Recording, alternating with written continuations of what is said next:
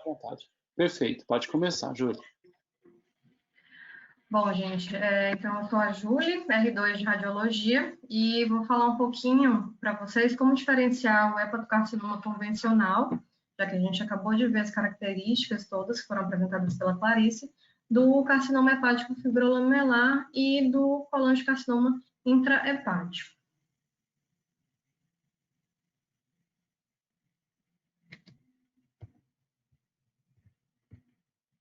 Bom, começando a falar um pouco sobre o carcinoma hepático fibrolamelar. O carcinoma hepático fibrolamelar é um tipo de CHC, né, de carcinoma hepatocelular, mas representa apenas 1 a 9% desses carcinomas. Quando a gente fala em pacientes com menos de 50 anos e sem doença hepática crônica, eles já representam 35% dos casos, né, já é um número mais considerável. Esse tipo de tumor é um tumor que acomete principalmente adultos jovens, na segunda a terceira década de vida, e com uma prevalência muito parecida entre homens e mulheres, né? Então, já pela epidemiologia, a gente já consegue observar que existe essa diferença epidemiológica entre o carcinoma fibrolamelar e o carcinoma hepatocelular convencional. Nesse caso também, do carcinoma fibrolamelar, a cirrose e a hepatite não são fatores predisponentes para o surgimento desse tumor nesses pacientes, ao contrário do que a gente vê no CHC convencional, em que a cirrose e a hepatite quase sempre vão estar presentes, né? É um tumor também que é menos agressivo e tem uma sobrevida melhor em 5 anos se comparado com o carcinoma hepatocelular. É importante a gente falar também que os pacientes com cirrose e hepatite podem realmente apresentar também o carcinoma fibrolamelar, mas quando existe essa associação de cirrose e hepatite em pacientes com carcinoma fibrolamelar, não existe uma relação causal entre eles.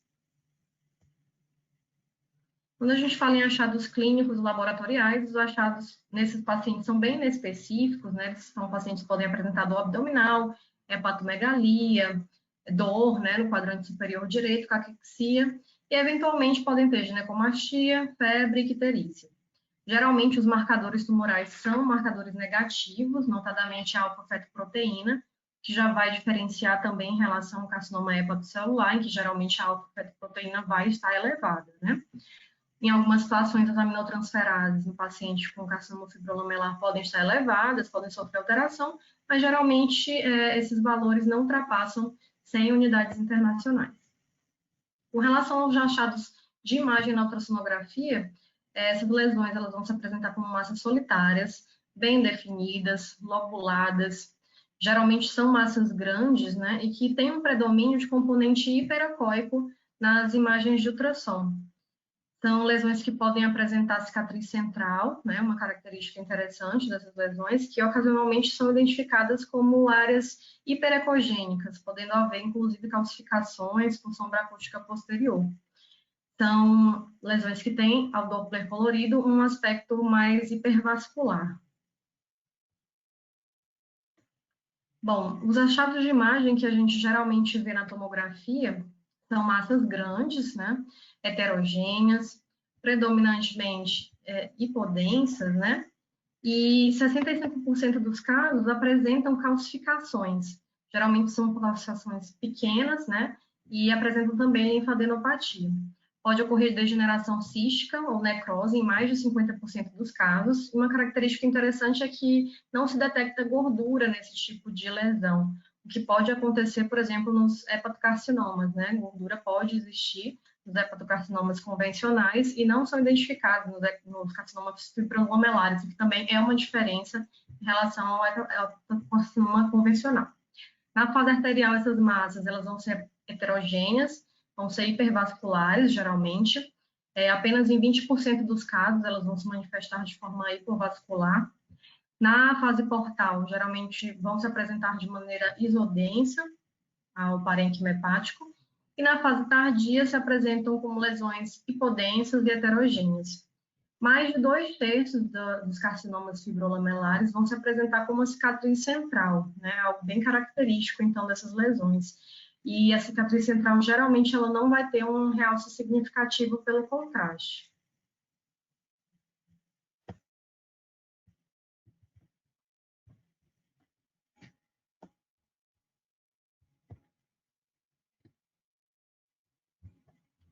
tentar passar aqui para o próximo slide.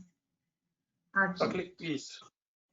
Aqui a gente consegue ver uma imagem de tomografia, né? Na fase sem contraste, na fase arterial, na fase portal e na fase de equilíbrio. Na fase sem contraste, a gente observa que o carcinoma fibrolamelar geralmente se apresenta como uma lesão grande, mais hipodensa em relação ao parênquima hepático normal, e com algumas microcalcificações aqui na região central, se a gente observar, né? Na fase arterial, ela apresenta uma contrastação importante, né? E se a gente observar uma lesão bem heterogênea, que apresenta inclusive algumas áreas de necrose de permeio, né? Bem característico dessa lesão ser uma lesão mais heterogênea. Aqui uma outra imagem de outro paciente, uma tomografia, demonstrando basicamente as mesmas características que a gente viu na imagem anterior, né? Sempre uma lesão que geralmente vai se apresentar num tamanho maior, nesse aspecto bem heterogêneo, com um contraste mais na fase arterial, né? Aqui, no caso, a gente tem bastante apresentação desse contraste periférico, e na fase portal já não apresenta essa contrastação.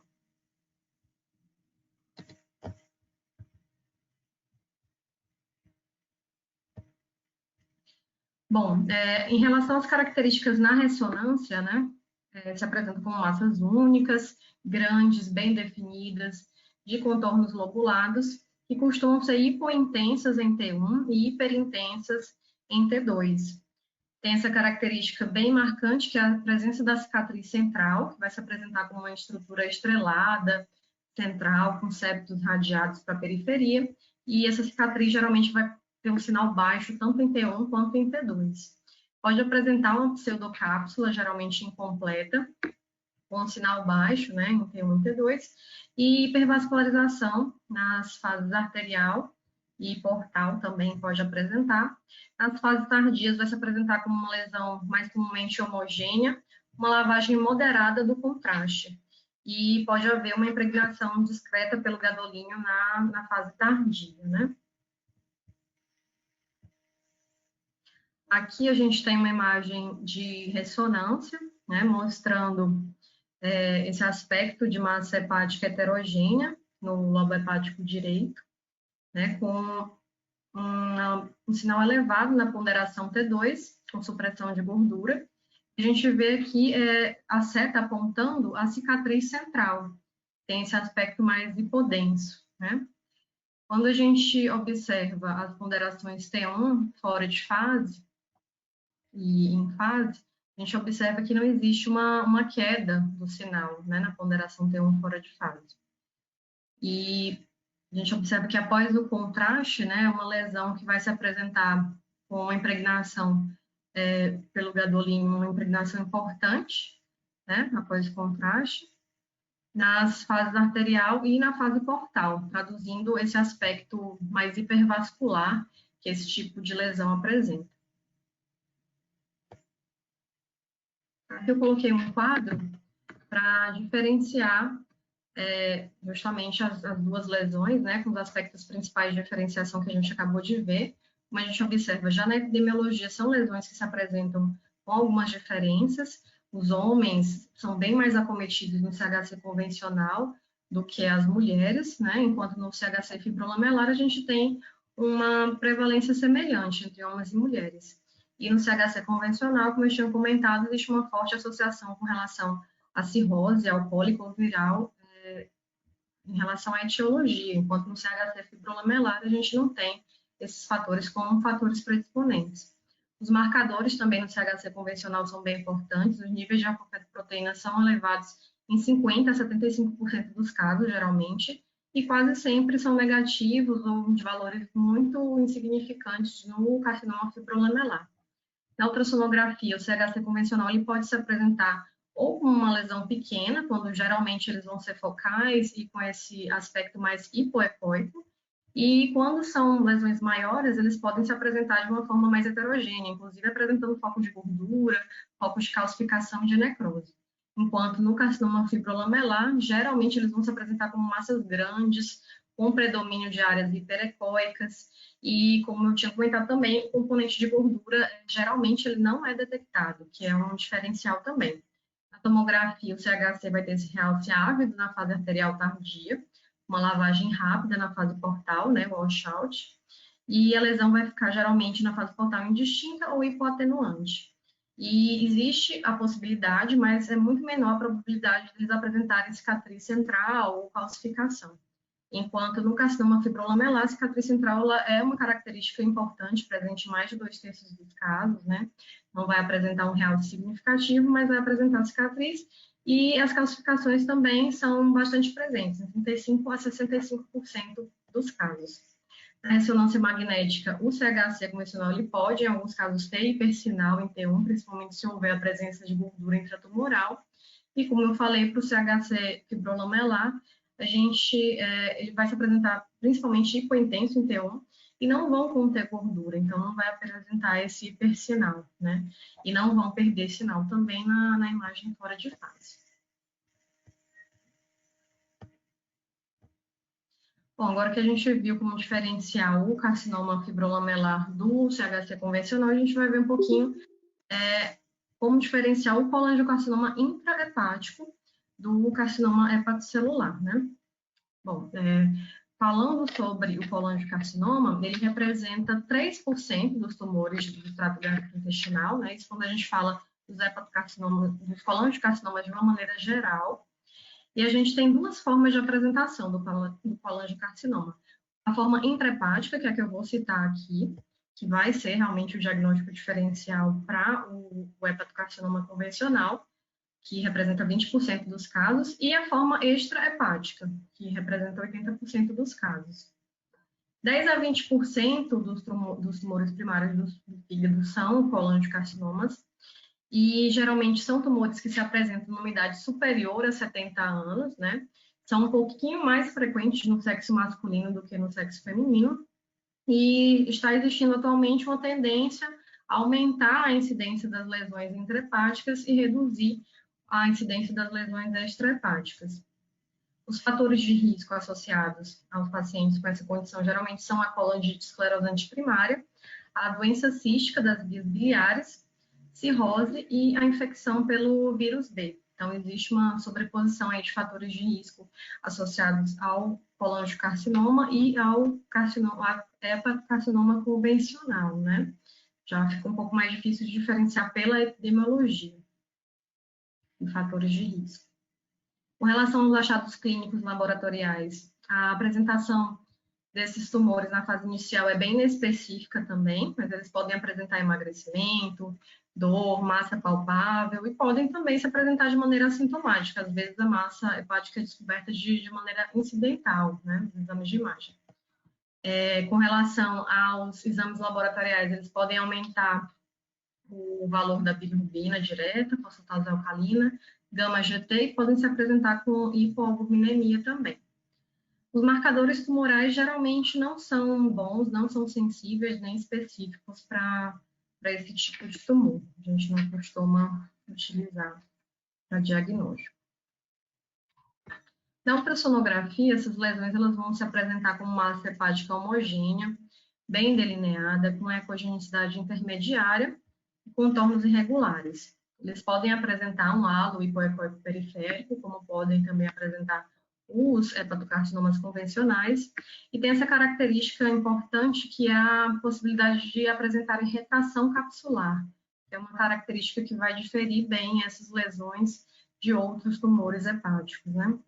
Podem apresentar também ductos biliares dilatados, distais à massa, e a lesão às vezes pode não ser tão evidente, principalmente quando eles não se apresentam como massa intrahepática, né? Quando se apresenta apenas como lesões ali ao redor dos ductos biliares intrahepáticos. Então, no caso, a tomografia e a ressonância sempre vão ser os exames de imagem mais adequados na suspeita desse tipo de tumor, porque o ultrassom não vai ser um bom exame para esse tipo de lesão.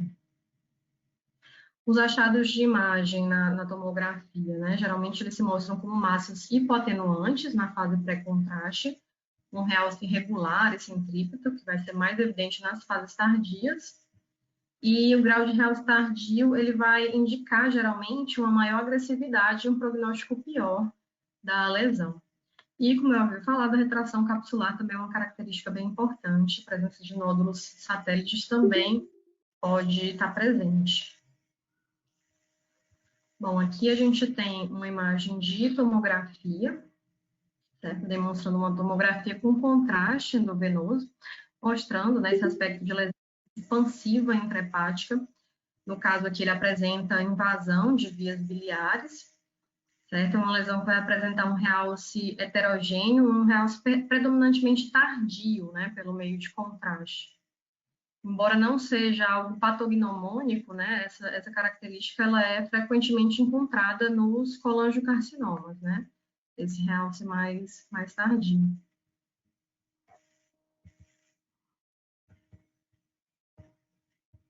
Aqui a gente consegue ver também uma reconstrução das vias biliares, né, que demonstra um mapa da via biliar e uma técnica também com reconstrução das estruturas vasculares arteriais e portais que vão auxiliar aí no tratamento cirúrgico dessas lesões, né, que geralmente estão ali acometendo os ductos biliares, então precisam dessa avaliação adicional. Aqui é uma outra imagem, né, de tomografia, demonstrando as características do colangiocarcinoma, que a gente já pode ver melhor esse aspecto de retração, né, que esses tumores geralmente apresentam, que é uma característica bastante forte deles, que ajuda a identificar. E a gente consegue observar essa lesão infiltrativa difusa, né, aqui no caso envolvendo segmentos 4A e 8 do fígado. É uma lesão mal definida, uma lesão mais hipodensa, que tem um realce periférico, principalmente na fase portal, que vai diminuir na fase tardia, né? E aqui a gente vê também que é uma lesão que está associada a uma dilatação de vias biliares intrahepáticas, tem uma pequena dilatação de vias biliares intrahepáticas também. Tem algumas lesões também de múltiplos tamanhos, nesse corte não deu para identificar todas, mas ele apresenta algumas lesões dispersas também, de tamanho menor, e que tem também um realce marginal. Essa retração importante da cápsula hepática, né?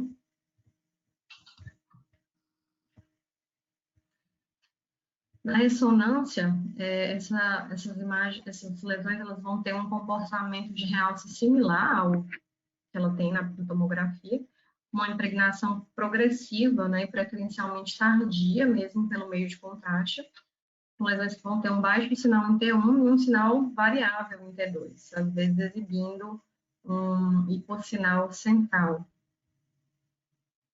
Aqui a gente tem a imagem de ressonância, demonstrando uma lesão expansiva no lobo hepático esquerdo, que tem um sinal heterogêneo, né? E uma área central de hipossinal, em T2. É uma lesão que tem um realce mais progressivo, né? Mais tardio mesmo, pelo meio de contraste, que é essa característica bem presente no colangiocarcinoma. Aqui um quadro mostrando as diferentes características entre o hepatocarcinoma convencional e o colangiocarcinoma intrahepático, para a gente fixar as informações. Como eu tinha falado no ultrassom, o hepatocarcinoma vai ter uma aparência variável, que vai depender do tamanho, vai depender da constituição tecidual, mas são lesões que a gente sabe que não costumam cursar com retração capsular. E essa vai ser a característica mais forte do colangiocarcinoma, né? A retração capsular, que pode, às vezes, ser vista no ultrassom.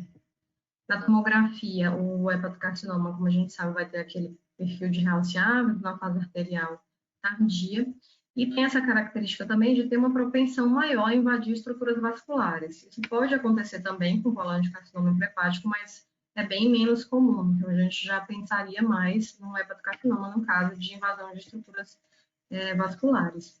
Na tomografia, da mesma forma, o colangiocarcinoma intraepático vai se apresentar com retração capsular, em algumas situações, né? Costuma ter essa apresentação de realce centrípeto mais gradual, pode ter uma dilatação, né, distal dos ductos biliares, distal à massa, e, como eu falei, raramente vão formar trombos murais, né? Na ressonância, o colangiocarcinoma convencional, na difusão, vai ter um sinal alto intratumoral, que vai aumentar a sensibilidade e especificidade, até como a Clarice já tinha comentado. E na ressonância magnética, os colangiocarcinomas intraepáticos podem ter na ressonância uma aparência em alvo com hipersinal periférico na difusão, que é uma característica que, no caso, vai favorecer o diagnóstico do colangiocarcinoma com relação ao diagnóstico de carcinoma hepatocelular. Bom, e é basicamente isso, resumindo, né?